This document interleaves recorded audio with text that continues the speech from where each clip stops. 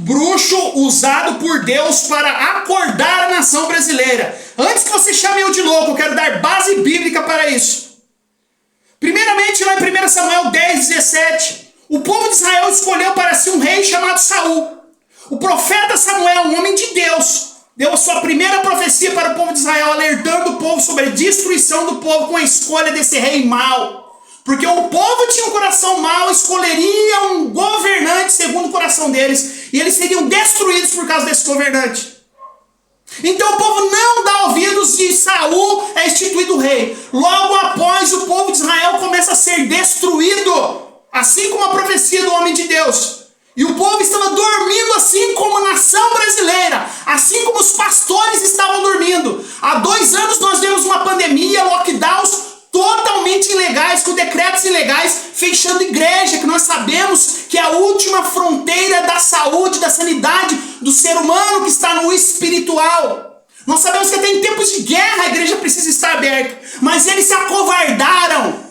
Cristãos, pastores, padres se acovardaram diante de decretos e fecharam suas portas. Então nós vemos depois disso que Saul é colocado como rei de Israel.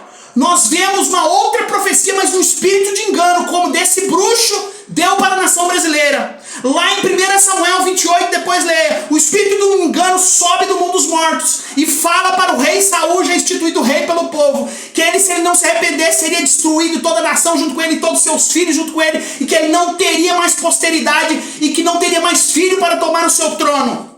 E mesmo assim ele não dá ouvidos. Mas hoje nós vemos do mesmo jeito homens de Deus dando profecias há 2 anos e o povo brasileiro não ouvindo. E agora nós vemos Deus usando e mandando, porque o que o Deus manda, até o diabo obedece.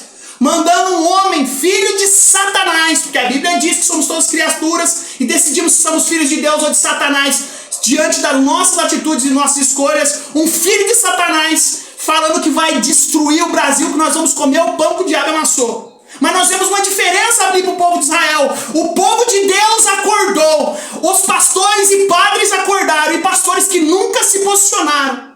E palestrantes gospels que nunca se posicionaram, assim como David Leonardo, se posicionando politicamente, sabendo que não é questão política, mas ideológica. Porque o que o socialismo prega é a morte, enquanto Jesus Cristo disse: eu vim para que tenham vida e vida em abundância. Pregando a ideologia de gênero, enquanto Jesus Cristo falou lá em Mateus: macho e fêmea se unirão, sairão da casa do seu pai. E nós vimos, para terminar, o povo mudando de atitude, fazendo como o rei Josafá, em 2 Crônicas, instituindo jejum e oração para o livramento do povo de Israel. Deus vai